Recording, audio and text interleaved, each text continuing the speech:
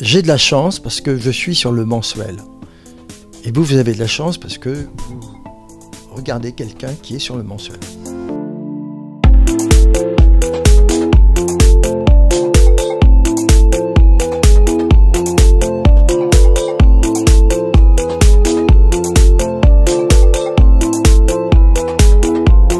Je crois que quand je suis metteur en scène, c'est une activité un petit peu plus virile, et que quand je suis comédien, c'est une activité un peu plus féminine. Ça flatte quelque chose, on se maquille. Le metteur en scène vous dit des choses pour vous séduire, vous amener à faire les choses, on prend des précautions. T'es pas trop fatigué, ça va? Repose-toi, on va recommencer. On a droit à des égards, et le metteur en scène, lui, c'est pas mais il doit maîtriser le groupe. C'est une autre forme de pensée. Quand on est metteur en scène, on a une sorte d'intelligence ou de sensibilité qui doit être plus globale. Et puis quand on est acteur, ben on pense à sa gueule. Hein. Donc ça flatte deux choses que j'ai sans doute. Et ce qui fait que ça m'équilibre bien. Charline se marie bientôt, elle vient dîner ce soir avec son fiancé. Salope. Jeff. Non, Joseph. Jeff, c'est pour les intimes. Dans le cas de la pièce qu'on joue ce soir, Les Lions, c'est la première fois que ma femme, qui depuis longtemps qui est comédienne, elle ne pensait pas qu'elle aurait l'aptitude de parler aux acteurs. Enfin, elle ne se sentait pas légitime. Voilà. Et puis finalement, je lui ai dit, écoute, puisque je suis comédien, là, on va en profiter, on va partager le travail. Bizarrement, ça a été très agréable pour elle et pour moi. C'était un moment... presque une complémentarité dans le couple qui nous manquait. Et on a découvert qu'on pouvait s'associer. Et alors, de mon point de vue, mais surtout pour les autres comédiens, c'était pas évident parce que moi, évidemment, j'ai un peu une réputation, bonne ou mauvaise, je sais pas et je veux pas savoir, mais enfin, j'ai une réputation. Ce qui fait que les comédiens qui se sont embarqués dans l'aventure, ils s'étaient un peu embarqués avec moi.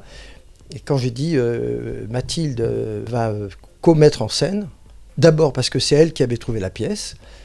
Tout le monde a dit OK, et puis finalement c'est très bien passé.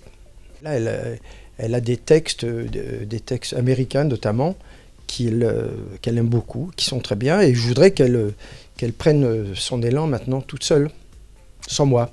Elle est partie vers midi, sous un petit crachin de saison, sans importance. Tu sais, la petite pluie fine qui ne mouille pas vraiment, mais qui, avec une certaine persistance, peut gêner la visibilité. Tu me prends pour un con. Je suis très obsédé par les mots. Je pense que les mots que nous disons, qui nous distinguent des plantes et des animaux, sont des petits véhicules qui ont beaucoup de propriétés. Ils ont d'abord leur signification presque de vocabulaire, ils ont leur positionnement dans la phrase, et puis ils ont leur écho par rapport à d'autres phrases. Donc toutes ces variantes sur un mot ou sur une phrase sont des éléments de réflexion qui font que quand on rêve sur une pièce, eh bien on commence à essayer de défendre le verbe de l'auteur. Ce qui fait qu'après le travail, seulement après le travail, on peut savoir si on a mis en scène une comédie, une tragédie ou un drame burlesque. Avant, au moment, des fois on demande des déclarations d'intention, quand je fais une mise en scène, on me dit « Qu'est-ce que vous allez faire avec cette pièce ?» Je dis des conneries, hein, franchement. Parce qu'il n'y a qu'une fois que c'est monté, je regarde l'objet, j'entends le public rire ou être ému, et je dis « Ah d'accord, donc c'est ça. » Mais c'est toujours vraiment en se rapprochant de l'auteur. Je ne suis pas du tout un faiseur d'images. Je fais plus le pari que les mots vont, dans l'esprit du public, générer des images.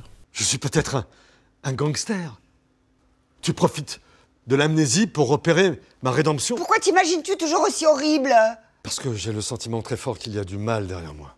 Un mal épais, un mal tenace. C'est bien quand le théâtre métaphorise la vie.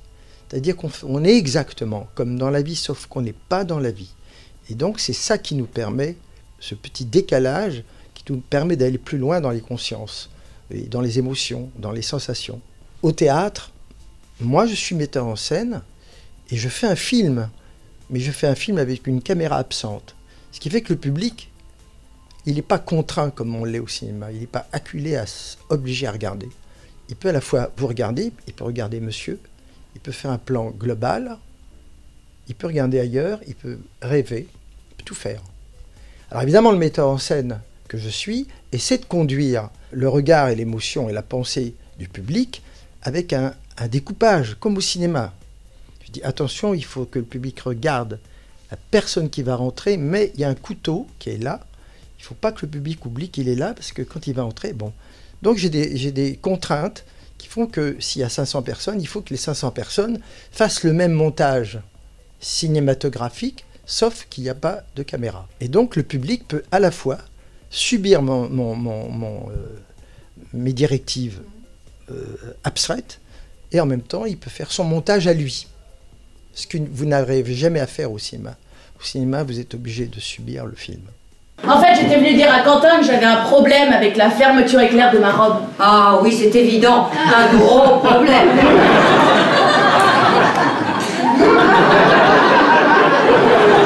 Je sais pas pourquoi ça me rappelle quelque chose, mais... Le sujet de fond des pièces américaines sont des sujets beaucoup plus violents, beaucoup plus... oui, très réalistes. Oui, c'est ça, oui.